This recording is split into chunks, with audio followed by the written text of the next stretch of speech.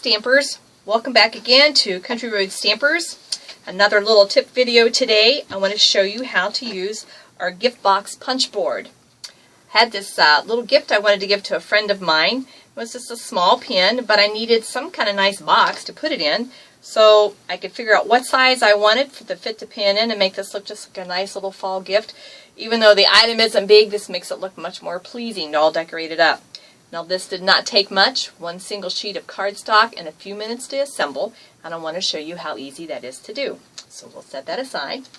So what I used was in fact the gift box punch board. This works a lot like our envelope maker, very easy to use. Actually, I think this is even easier than the envelope punch board. So it has its own score tool, like the envelope punch board does, so you always know where it should be. It also has an arm that extends, so when the paper gets kind of long, you're covered and it's okay, you don't rip your paper somewhere. So let me show you how I did this box. Now the box I wanted to make, I decided would be 2.5 by 2.5 by 1 3/4. So that was the size I wanted. It told me I should have a paper size that was 7 by 7.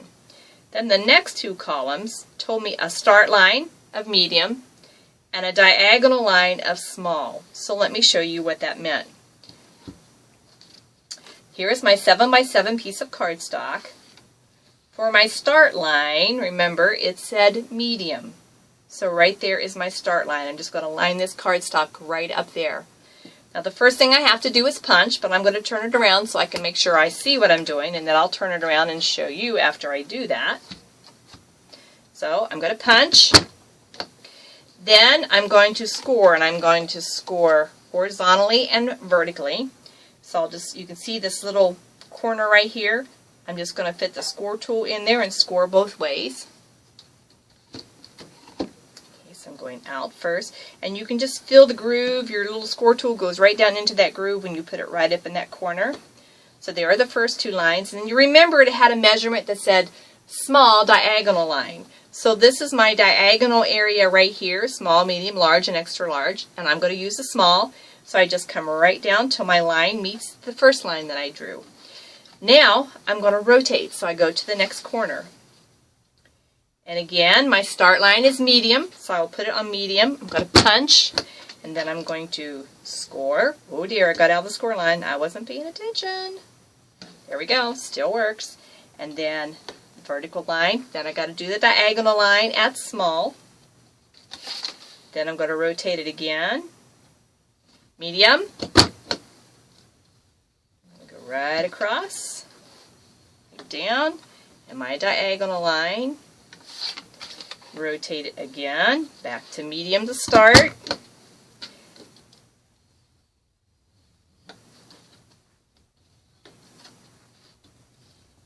Okay, so now I've done all four corners, but you should ideally have the punch area on both sides. So I've got to flip this over and punch the other sides for those flaps. So I'm going to line it up again at medium and punch.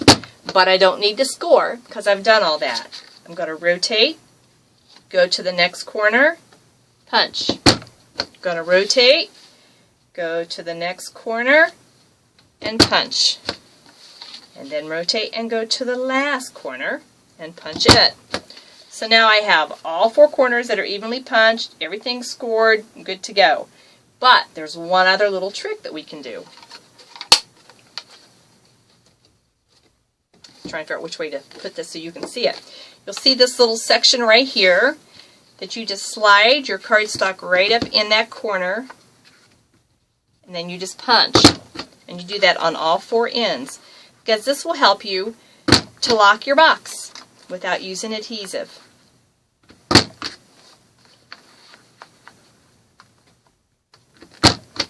Okay, so let's set that aside and scoop all of our little pieces of paper aside. Now all you have to do is make sure your fold lines are all, your score lines are all folded, which is easy to do. These are good lines, so it's easy to see them. Okay, then you're just going to start folding your box up. And it really is that easy. You can see here's the first fold. You just work here, go right around to the next one, go right around to the next one, and right to the last one. Now, then all you have to do is squeeze and hook these. Now I say that, but when it's on camera, I've worked with this till it worked nicely, but once I get on camera, my brain stops. Okay, now the problem I was having is that I was really trying to get this really deep in here to lock, and it wasn't doing that for me, so I'm going to quit before I cause too much damage. It really is not hard to do.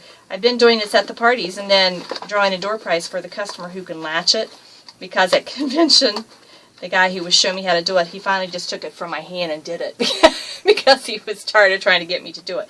So it is that easy. You don't have to have adhesive to hold it together. It stays together. So it's very easy to do for that.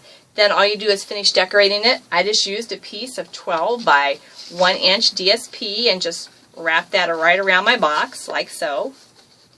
Cut off any excess. Now I did use adhesive on that so it would stick to my box. Then I took my Hello Honey ribbon, wrapped it around it like I would a normal gift box, and did my bow. Cut out a couple of leaves from the Color Me Autumn to add as a decorative item. Now you could do a gift tag on here too if you wish, but I just stopped there and kept it simple at that.